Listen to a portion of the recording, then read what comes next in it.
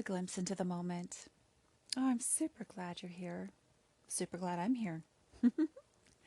Today was therapy day, so you might notice that I sound a little subdued, and I'm more out. Therapy day, therapy day leaves you a little bit tired, exhausted, maybe even numb. But anytime that you work hard, think about like your physical self, right? If you have a hard workout or you run whatever a distance that might be difficult for you to run, if you push on and you do that, you feel really kind of drained at the end of it, right? Like you put out a ton of exertion.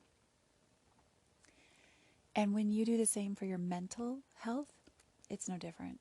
It leaves you feeling drained and exhausted. And sometimes, like even the next day, it can carry over into the next day. And so right now, I'm not going to fight it. I'm not going to fight it. I am tired. This is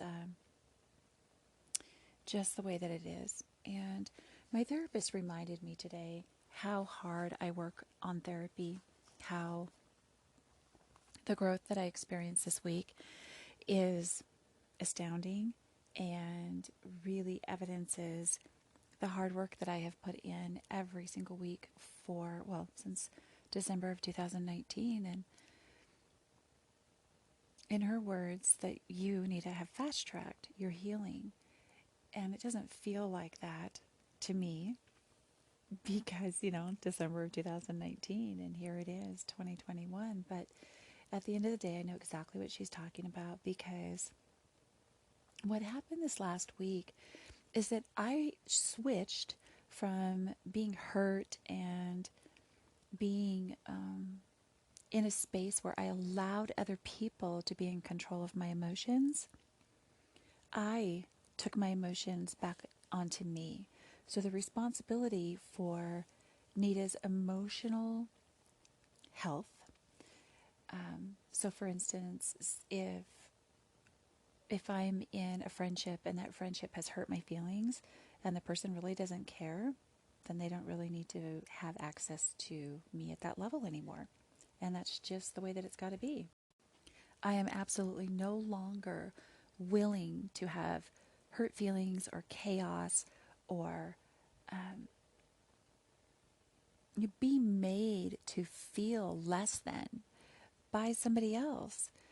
And so this week, I actually was able to hold myself accountable at a very, very high level where other people weren't honoring my hurts. And then I realized it's not their responsibility to honor my hurts, it's my responsibility to remove myself. And that was a massive moment for me. It was not hard to do. It didn't hurt my feelings. It started to hurt my feelings when I was abandoning my feelings, when I was like trying to get this multiple people, not one person, multiple people to understand my perspective from my feelings. But at the end of really honestly, really quickly at the end of the sentence, I realized, what am I doing? This person doesn't give a fuck. So if they don't give a fuck, why do I? Why am I here trying to convince this person I'm worthy of them to treat me respectfully, of them to care? There's no need. So by pulling everything back into the realm of Nita is in control of her own self-love, self-worth, self-everything, self-validation, by pulling it all back into, I'm actually the one in charge of my feelings. I'm in charge of putting myself in situations where I will be seen, heard, and respected. It was massive. It was an absolutely massive shift.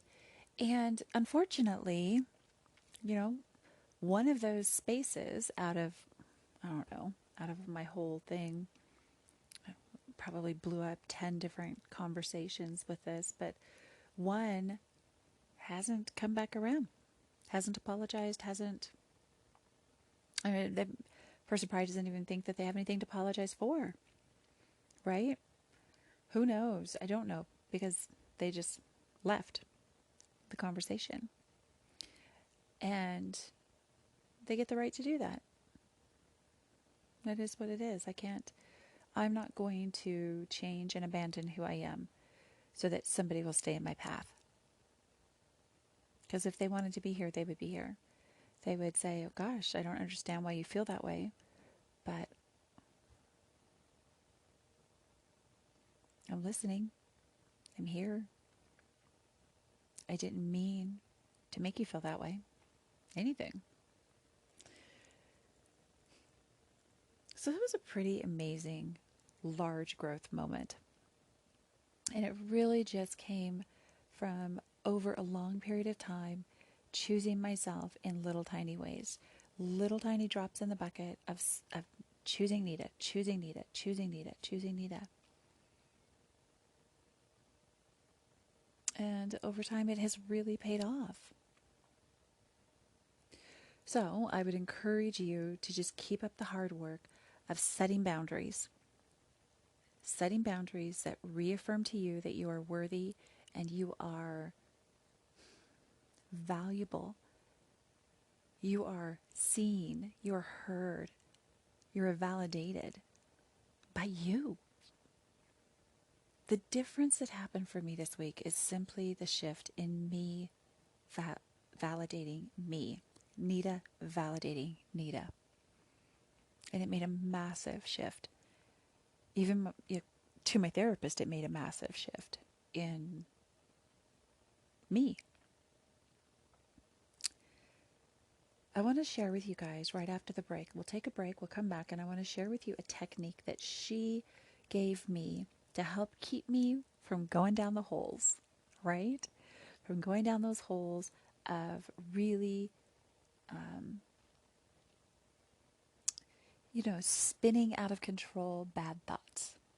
And it can be the past, it can be the future, it can be something you just don't quite understand. But when you let your mind wrap around it and go crazy, that's where you start to have really, you have no growth. And you can end up all day in bed doing nothing but crying and not understanding your life. So I'm going to share with you a technique that she taught me today. And we've used this for my kids, but we've never talked about it that I remember for me. And so I want to share that forward and talk a little bit on the other side of the break about that kind of visualizing the plateau and visualizing those holes where you can fall down into those traps in your mind of really destructive self-thought. So hang on, stick with me till after the break, and I appreciate you. We'll see you on the other side.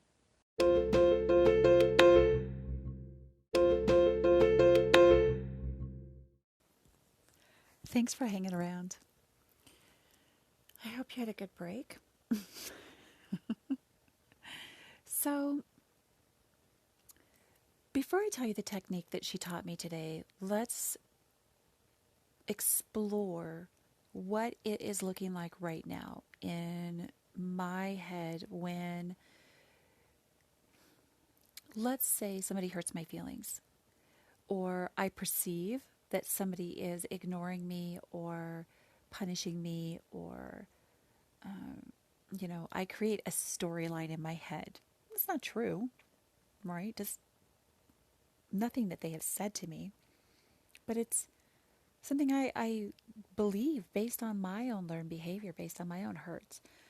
So I have manufactured, or maybe they have hurt my feelings, to create in your mind like a scenario of recent hurt that you may or may not have stood up for yourself in. So for me, at this level of healing that I'm at, whenever my mind gets a little overactive, it literally, I envision that I'm standing on a large plateau. It's grassy. I don't know why it's grassy, but it is. Probably because there's rabbit holes. Big rabbit holes. And as soon as my mind starts to really be filled with self-deflating thoughts, self-defeating thoughts, mean, hateful, chipping away at all the hard work that I have done, as soon as I start to spiral down that rabbit hole into the poor me or the why or the I've lost something or all the hurt, all the damage, as soon as my mind starts to go down that rabbit hole that is on the plateau, right? I immediately go, whoa, whoa, whoa, what am I doing? Wait a minute. Is that have to do with my past? Okay. Oh, wait. It has to do with my past. I cannot change the past. Therefore, I'm going to throw that away. I'm going to park it way over there. I'm going to throw it away because it has absolutely nothing to do with anything that I can handle and change. For instance, the death of my son, right? I cannot change that. I can't undo it. So I have to say that's the past, and the past has happened, and I can hurt from it, but I can't spiral down into those thoughts. So I just park it over here on the side. But let's say it goes down a different rabbit hole. And I go, oh, wait. Is this my past? Or is this my future? Or is this my present? It's my future? Oh, wait. Wait, Nita, knock it off. You don't control your future. So knock it off. Let it go. Just let it go. And I will literally coach myself through to let go of the thought stream. And I'll feel the thought stream detaching from my active, emotional self, reactive self. And I will visualize the thought stream going by itself down that rabbit hole without me. I'm still standing in the beautiful, lovely plateau of grass with a little teeny bit of breeze. It's a pleasant day. Then if an attack hits me and my thoughts spiral and I say it's my present, then I immediately, there's no holes. The holes close over and I am on the ground running and I'm actioning whatever I need to do to protect myself, to be honoring of myself, to be whole, to create safety around me. It's no longer that I am being responsive, kind, and patient to somebody who's attacking me with their needs, their emotion. That is not my responsibility, and I will not own it. So this simple visualization technique has helped me to stay out of the darkness, out of those spiraling spaces. And even like Monday, Memorial Day, I allowed myself to get a little bit down there. I knew what I was thinking wasn't true. I knew that my best friend wasn't leaving me and, being mean to me, punishing me, ignoring me. I knew all of these things, but still my head wrapped around it a little teeny bit and I dipped in and out of those negative thoughts. And I could feel the PTSD like back here in the back of me just wanting to take over, but I didn't have any time for it. I was cleaning and I was getting ready for, a little family dinner. So I had no time. I gave it no space, but it still was in my mind because while I was busy, my mind wasn't busy. And so here's where it comes in the tool that my therapist gave me today. And I wrote it down here in my journal, and I've got my journal open with you guys. And it is the stop thought technique. Say it with me. Stop thought technique. So the first thing that you do is you say out loud, using your own name, you call your name out loud. Stop it, Nita. So you actually tell yourself to stop it. Jolt yourself back. Then you tell yourself the opposite of whatever thought it is. You tell yourself the opposite. So stop it, Nita. Then you do an opposite narrative. I know my best friend isn't going to leave me. I know that my best friend isn't ignoring me.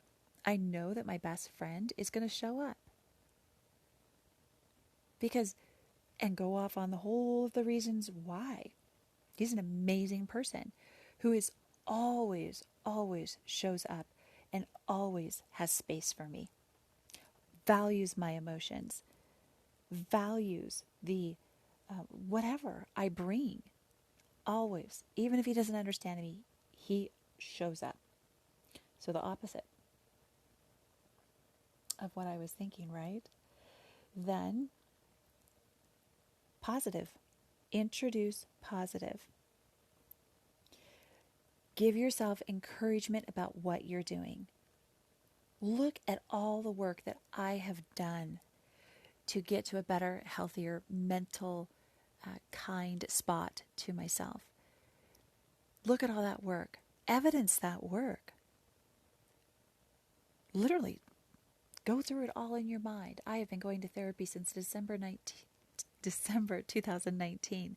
I have never missed a week of therapy. I do the hard work. I am no longer spinning out of control in PTSD, depersonalization, or having panic attacks well, honestly, I haven't had any of those things in a couple of months to a debilitating state. Evidence. The positive things that you are doing in your life. And then distract. And this was the thing that I wasn't doing on Monday. I was not distracting my mind. I was distracting my body, cleaning, making food, getting ready for a little party. But I absolutely was allowing my mind to just go down its little rabbit hole, right? Not too far. While I was only distracting my physical side, some ideas for distracting my mental side would have been to turn on music and begin singing while I was cleaning and cooking, or to turn on an audible book, something, because I was moving around. These were ideas because I was moving. Had I been sitting down, I could have picked up a book and read a book. Something to distract my mind. So I wanted to share with you guys this stop thought technique. Say out loud, stop it, and your name. Stop it, Nita. Create a narrative around the opposite. Enforce the positive of all the work that you've been doing to heal. And then distract your mind. Distract your body. Distract yourself from the train of thought that you were on. And I feel like this is a fine-tuning item that is really going to help me push through and stay at this level of healing. Because I'm going to be honest with you guys, I am expecting over the next few days to just get hammered by a couple of people who want what they want, and they are not going to get what they want from me. I am at a space where I will not own somebody else's emotions. I just won't. I am, quite honestly, I am exhausted, and I actually love and value myself enough to know that this just isn't it's just never going to happen again. It's just not. I'm not going backward. I'm not going back to be that woman who abandoned herself all the time and put my emotional safety in the hands of people who didn't deserve it. In the hands of people who couldn't stop and say, wow, that hurt you. I'm sorry. If you hurt somebody's feelings, you need to apologize. It just is what it is. And if you can't, don't expect that person to stay around in your life. And if they do stay in your life, it's likely because they are not in a very healthy, self-secured position. And that's just not going to be very good for anybody. So, with that stop thought technique, the plateau, standing out there envisioning, is this my present? Is this my past? Is this my future? If it's my future, I can't control it, so I'm going to let it go. I'm just going to work hard every day along a path that's going to get me to a future that I want to manifest, right? So for instance, if you want to study to be a doctor, well, you probably shouldn't go to be, an auto mechanic school. I'm just throwing that out there. It's random. We're talking a lot of college in my house right now. If it's your past, no matter how hurtful and how painful and how much that somebody destroyed you, start to let go of your victim mindset. It doesn't change the fact that these terrible things happen to you. It just changes the way that you are able to begin to self-love. And that's really where you're going to unlock your power.